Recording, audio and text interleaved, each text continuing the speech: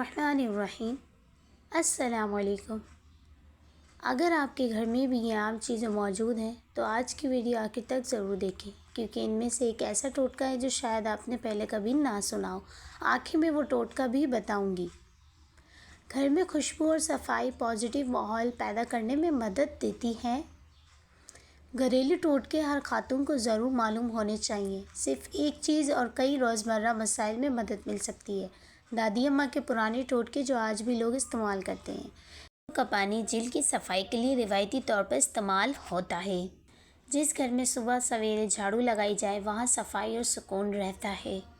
لیموں اور شہد کا استعمال جلد کو تر و تازہ رکھنے میں مدد دیتا ہے۔ کلونجی کا استعمال صدیوں سے روایتی طب میں کیا جاتا ہے۔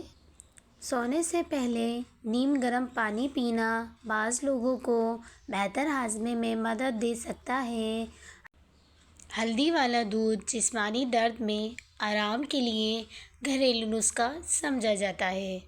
دعا اور سکون۔ صبح اور شام کی دعائیں پڑھیں، نماز کی پابندی کریں، والدین کی خدمت کریں، ہر نعمت پر شکر ادا کریں۔ پیسے کی تنگی کو کم کرنے کے لیے فضول خرچی سے بچیں۔